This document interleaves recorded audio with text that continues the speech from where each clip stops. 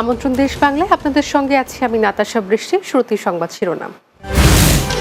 কুমিল্লার দাউদকান্দি ও তিতাস উপজেলার আসমানিয়া বাজার পর্যন্ত সড়ক যেন মরণ ফাঁদ, বেহাল দশায় ক্ষুব্ধ স্থানীয়রা।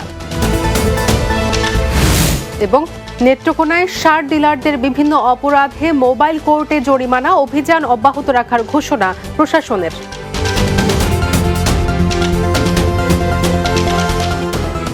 শুনছিলেন শিরোনাম, এবারে বিস্তারিত। কুমিল্লার দাউদকান্দি ও তিতাস উপজেলার আসমানিয়া বাজার পর্যন্ত 5.5 কিলোমিটার সড়ক মরণ ফাঁদে পরিণত হয়েছে। নির্মাণের অল্প সময়ে সড়কের বেহাল দশায় ক্ষুব্ধ স্থানীয়রা। এতে হাজার হাজার মানুষ সীমাহীন দুর্ভোগ পোহাচ্ছে। কুমিল্লার দাউদকান্দি প্রতিনিধি আবু কোরাইশ আপেলের প্রতিবেদন, জানাচ্ছেন মাসুদ রানা।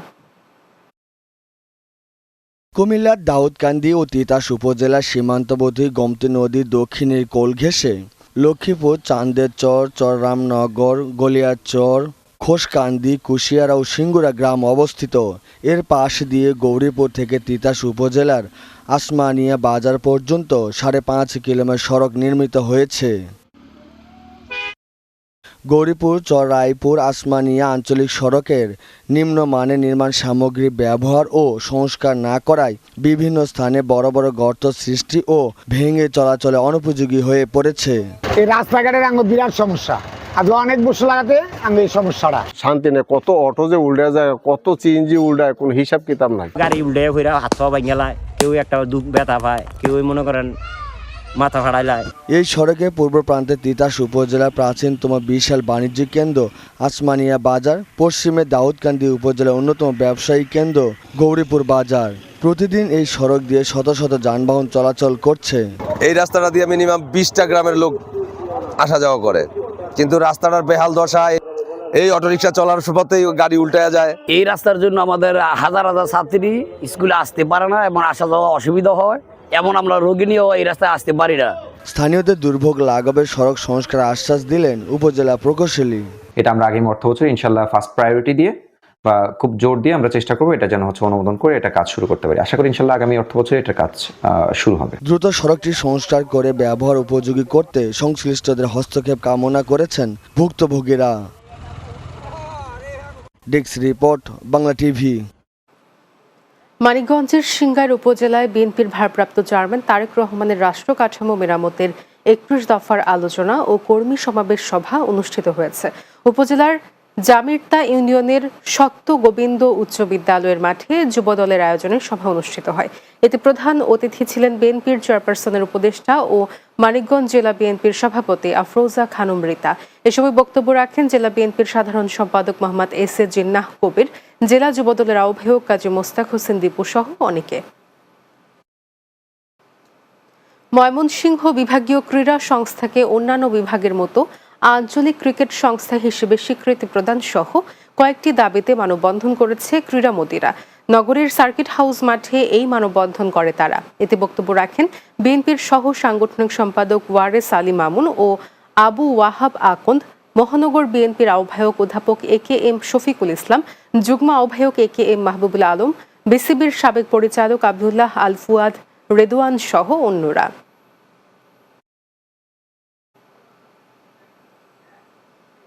নেত্রকোনায় সার ডিলারদের রেজিস্ট্রার মেইনটেইন না করা ও বিভিন্ন অপরাধে মোবাইল কোর্ট পরিচালনা করা হয়েছে। শহীদ মিনার এলাকায় মেসার্স নিরঞ্জন সরকার, মেসার্স চিত্তরঞ্জন সরকার ও অজহর রোড এলাকায় মেসার্স পুবালি ট্রেডার্সকে 5,000 টাকা করে জরিমানা করা হয়। এ সময় মোবাইল কোর্ট পরিচালনা করেন উপজেলা নির্বাহী অফিসার আসমা বিনতে রফিক। প্রসিকিউটর হিসেবে ছিলেন ভারপ্রাপ্ত উপজেলা কৃষি অফিসার রাখি পোদ্দার। সার্বিক সহযোগিতায় কৃষি অফিস, উপজেলা অফিস ও পুলিশ সদস্যরা। গোপালগঞ্জের মুকসুদপুরে মাতৃস্নেহ প্রতিবন্ধী ও যুব নারী উন্নয়ন সংস্থার আলোচনা সভা এবং কম্বল বিতরণ অনুষ্ঠিত হয়েছে। উপজেলার মহারাজপুর ইউনিয়নের মাটিয়া ব্রিজ মাতৃস্নেহ প্রতিবন্ধী ও যুব নারী উন্নয়ন সংস্থার আয়োজনে এই সভা অনুষ্ঠিত হয়। প্রতিষ্ঠানের প্রতিষ্ঠাতা চেয়ারম্যান নাজনীন আক্তারের সভাপতিত্বে এতে প্রধান অতিথি ছিলেন উপজেলা নির্বাহী অফিসার তাসনিম আক্তার। বিশেষ অতিথি ছিলেন লোহাইর ফাজিল মাদ্রাসার সাবেক অধ্যক্ষ মোহাম্মদ সাহেব আলী মৃধা, মুকসুদপুর রিপোর্টার্স ইউনিটের সভাপতি তারিকুল ইসলাম সহ অন্যরা। পাবনা আলিয়া মাদ্রাসা পরীক্ষার কেন্দ্র আরবি বিশ্ববিদ্যালয়ের অধ্যয়নের ফাজিল প্রথম থেকে তৃতীয় বর্ষের পরীক্ষা অনুষ্ঠিত হয়েছে। আলিয়া মাদ্রাসার হলরুমে এই পরীক্ষা অনুষ্ঠিত হয়। এ সময় 1001 পরীক্ষার্থী অংশগ্রহণ করেন। সুস্থ, সুন্দর এবং নকল মুক্তভাবে পরীক্ষা দিতে পেরে শিক্ষার্থীরাও আনন্দিত। পরীক্ষা পরিদর্শন করেন জেলা শিক্ষা অফিসার রোস্তম আলী হিলালি ও মাদ্রাসার কর্মকর্তা অধ্যাপক মোহাম্মদ আনসারুল্লাহ।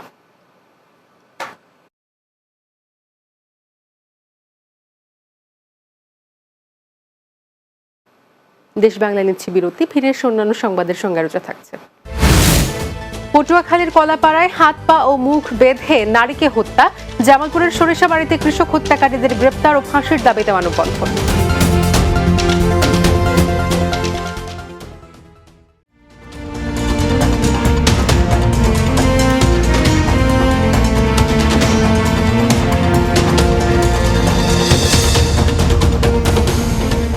দেশ বাংলায় স্বাগত আরও একবার।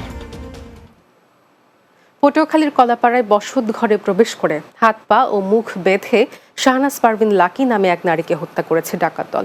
এ সময় ঘরের আসবাবপত্র ভাঙচুর ও মালামাল লুট করে নেয় তারা। উপজেলার নীলগঞ্জ ইউনিয়নের সলিমপুর গ্রামের অবসরপ্রাপ্ত সেনা সদস্য আবুল কালাম আজাদের বাড়িতে এ ঘটনা ঘটে। পুলিশ জানায় এটি ডাকাতি নাকি পরিকল্পিত হত্যাকাণ্ড সেটা তদন্ত সাপেক্ষে জানা যাবে। এর আগেও ওই ইউনিয়নে বেশ কয়েকটি ডাকাতির ঘটনা ঘটায় মানুষের মধ্যে আতঙ্ক বিরাজ করছে।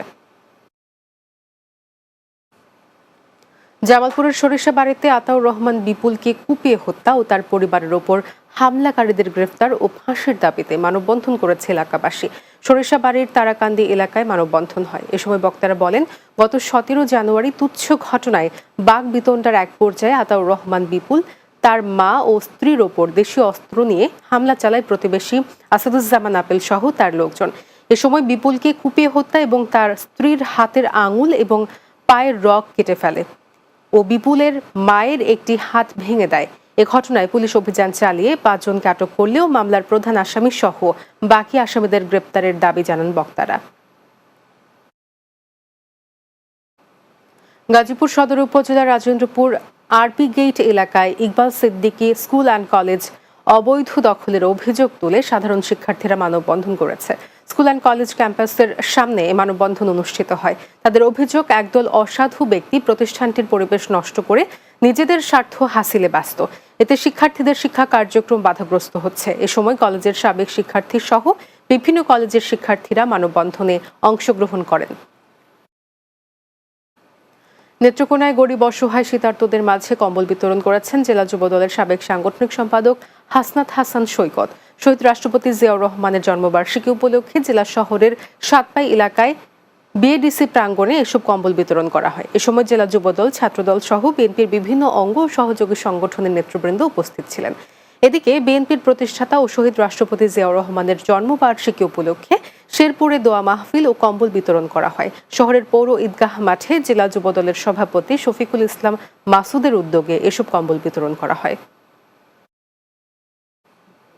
ব্রাহ্মণবাড়িয়ার বিজয়নগরে বুধন্তি ইউনিয়ন প্রবাসী সামাজিক সংগঠনের সভাপতির পক্ষ থেকে অভিভাবকদের মাঝে বিশেষ উপহার ও সংগঠনের সদস্যদের প্রবাস থেকে দেশে আসা উপলক্ষে সম্মাননা স্মারক প্রদান করা হয়েছে। উপজেলার বিন্নিঘাট সরকারি বিদ্যালয়ে এই সম্মাননা স্মারক প্রদান করা হয়। সংগঠনের সভাপতি আমিনুল ইসলাম মুসনের সভাপতিত্বে সংগঠনের সাধারণ সম্পাদক কাজী নিয়াজ উদ্দিন ও অর্থ সম্পাদক মাওলানা আইয়ুব খান আল আইয়ুবী সহ অন্যরা উপস্থিত ছিলেন। বক্তারা বলেন, সংগঠনটি শুরু থেকেই সমাজের অসহায় ও দরিদ্র মানুষদের জন্য কাজ করে আসছে। ভবিষ্যতে এর ধারা অব্যাহত থাকবে বলেও জানান তারা। শিল্পাঞ্চল আশুলিয়ায় নানা আয়োজনে পালিত হয়েছে বহুল প্রচারিত জনপ্রিয় প্রিন্ট মিডিয়া দৈনিক ভোরের দর্পণের প্রতিষ্ঠাবার্ষিকী। আশুলিয়ার জামগড়ার একটি চাইনিজ রেস্টুরেন্টে প্রতিষ্ঠাবার্ষিকী উপলক্ষে দোয়া, র্যালি ও আলোচনা সভা অনুষ্ঠিত হয়। এতে প্রধান অতিথি ছিলেন গাজীরচট AM স্কুল অ্যান্ড কলেজের অধ্যক্ষ মোজাফফর হোসাইন। বিশেষ অতিথি ছিলেন বাংলা টিভির আশুলিয়া প্রতিনিধি ও সাংস্কৃতিক ব্যক্তিত্ব আলমগীর হোসেন নীরব, আশুলিয়া প্রেস ক্লাবের সাধারণ সম্পাদক জহিরুল ইসলাম খান লিটন সহ অন্যরা। নরসিংদীতে হাসির আড্ডা নামে এক সাংস্কৃতিক পরিবেশনা অনুষ্ঠিত হয়েছে। নরসিংদী শহরের নবধারা কণ্ঠশীল নামে একটি সাংস্কৃতিক প্রতিষ্ঠান এর আয়োজন করেন। কৌতুক পরিবেশন করেন টেলিভিশনের কৌতুক অভিনেতা আতিক হাসান, মোতাহার হোসেন ও নাট্যকার আলতাফ হোসেন। এ সময় নরসিংদী সরকারি কলেজের সাবেক অধ্যক্ষ প্রফেসর মোহাম্মদ আলী, প্রফেসর গোলাম মোস্তফা মিয়া, নরসিংদী জেলা কলেজ শিক্ষক সমিতির সভাপতি ডক্টর মশিউর রহমান মৃধা ও নরসিংদী প্রেস ক্লাবের সাবেক সভাপতি হাবিবুর রহমান সহ অন্যরা উপস্থিত ছিলেন। লক্ষ্মীপুর কলেজ রোড ক্রীড়া সংঘের উদ্যোগে 30টি দলের অংশগ্রহণে মরহুম আরাফাত রহমান স্মৃতি টি-20 ক্রিকেট টুর্নামেন্টের উদ্বোধন করা হয়েছে। লক্ষ্মীপুর সরকারি কলেজ মাঠে এই টুর্নামেন্টের উদ্বোধন করেন বিএনপির যুগ্ম মহাসচিব শহীদ উদ্দিন চৌধুরী অ্যানি। জেলা বিএনপির সদস্য সচিব শাহাবুদ্দিন সাবুর সভাপতিত্বে এতে বিশেষ অতিথি ছিলেন জেলা ক্রীড়া সংস্থার সাবেক সাধারণ সম্পাদক মঈনুদ্দিন চৌধুরী কামরু, সদর উপজেলা বিএনপির আহ্বায়ক মাইনুদ্দিন চৌধুরী রিয়াজ সহ অন্যরা।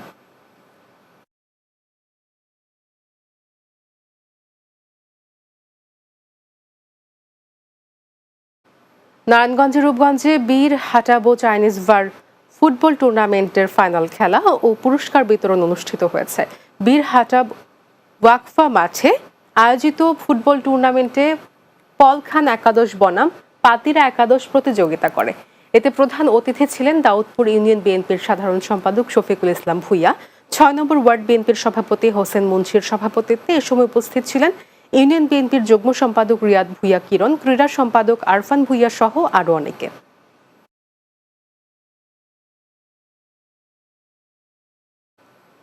শেষ করব দেশ বাংলা, যাওয়ার আগে শিরোনামগুলো জানিয়ে দিচ্ছি আরো একবার। কুমিল্লার দাউদকান্দি ও তিতাস উপজেলার আসমানিয়া বাজার পর্যন্ত সড়ক যেন মরণ ফাঁদ, বেহাল দশায় ক্ষুব্ধ স্থানীয়রা। নেত্রকোনায় সার ডিলারদের বিভিন্ন অপরাধে মোবাইল কোর্টে জরিমানা, অভিযান অব্যাহত রাখার ঘোষণা প্রশাসনের। এবং পটুয়াখালীর কলাপাড়ায় হাত পা ও মুখ বেঁধে নারীকে হত্যা, জামালপুরের সরিষাবাড়িতে কৃষক হত্যাকারীদের গ্রেফতার ও ফাঁসির দাবিতে মানববন্ধন।